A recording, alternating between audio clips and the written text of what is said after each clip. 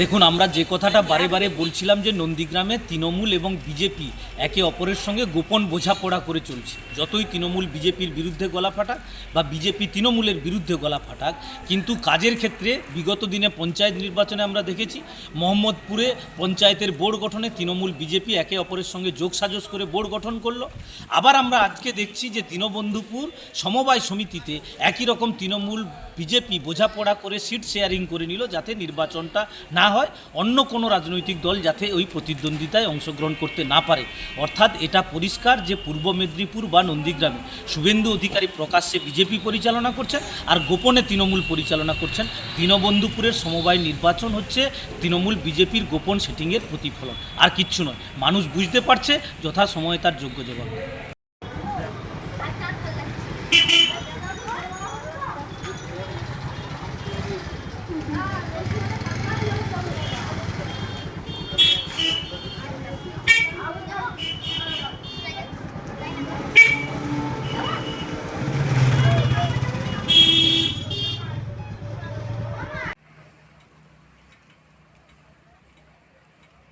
দেখুন, সমবায়ের কোনো রং হয় না। নন্দীগ্রামের মাটিতে এখনো পর্যন্ত 8টি সমবায় সমিতি নির্বাচন হয়েছে এবং সম্প্রতি ঘটে যাওয়া কার্ড ব্যাংকের নির্বাচন।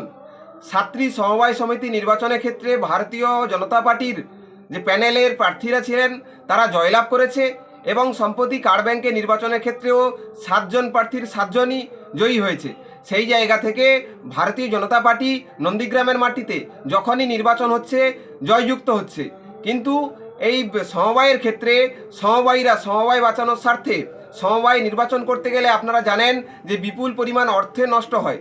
সেই অর্থ নষ্টের পক্ষে সমবায়ীরা কখনো যেতে চায় না।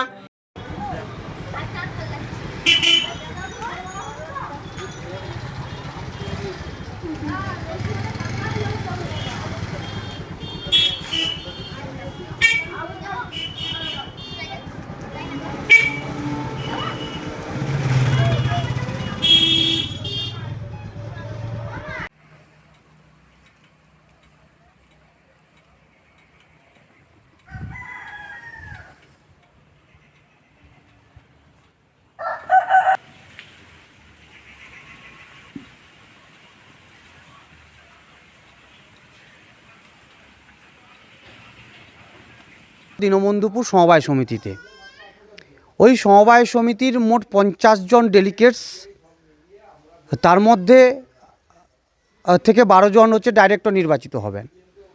কিন্তু আমরা দেখতে পেলাম যে তৃণমূল কংগ্রেস সমর্থিত প্রার্থীরা 32টি আসনে বিনা প্রতিদ্বন্দ্বিতায় জয়লাভ করেছে। এই নির্বাচনে যে বোর্ড গঠন হবে সেই বোর্ডে এককভাবে সংখ্যাগরিষ্ঠতা লাভ করেছে তৃণমূল কংগ্রেস সমর্থিত প্রার্থীরা। এটাই হচ্ছে সবথেকে বড় খবর।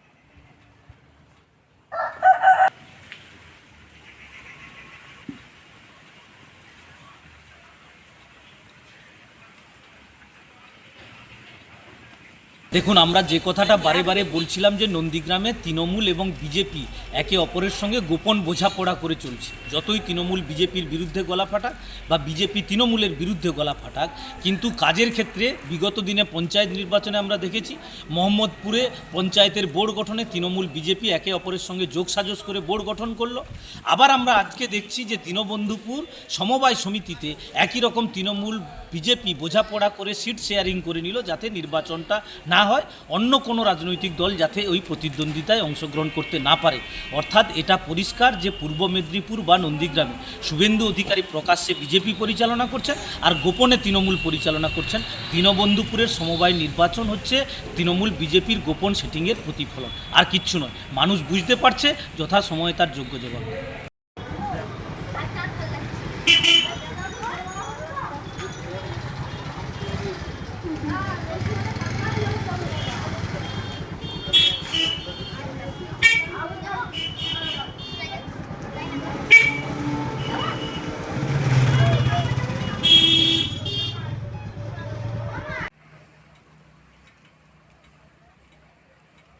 দেখুন, সমবায়ের কোনো রং হয় না। নন্দীগ্রামের মাটিতে এখনো পর্যন্ত 8টি সমবায় সমিতি নির্বাচন হয়েছে এবং সম্প্রতি ঘটে যাওয়া কার্ড ব্যাংকের নির্বাচন। 7টি সমবায় সমিতি নির্বাচনের ক্ষেত্রে ভারতীয় জনতা পার্টির যে প্যানেলের প্রার্থীরা ছিলেন তারা জয়লাভ করেছে এবং সম্প্রতি কার্ড ব্যাংকের নির্বাচনের ক্ষেত্রেও 7 জন প্রার্থীর 7 জনই জয়ী হয়েছে।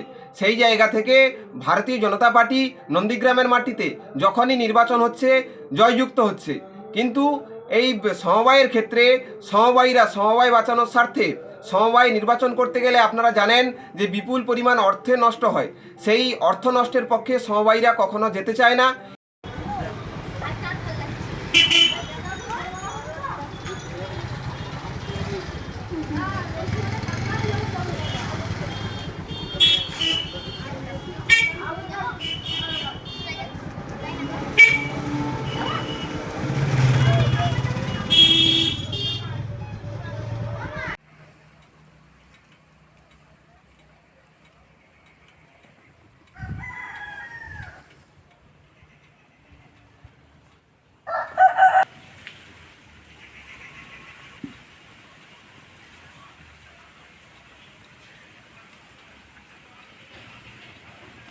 দীনবন্ধুপুর সমবায় সমিতিতে ওই সমবায় সমিতির মোট 50 জন ডেলিগেটস, তার মধ্যে থেকে 12 জন হচ্ছে ডাইরেক্টর নির্বাচিত হবেন।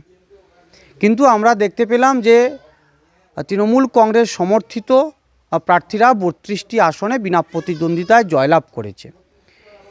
এই নির্বাচনে যে বোর্ড গঠন হবে সেই বোর্ডে এককভাবে সংখ্যাগরিষ্ঠতা লাভ করেছে তৃণমূল কংগ্রেস সমর্থিত প্রার্থীরা। এটাই হচ্ছে সবথেকে বড় খবর।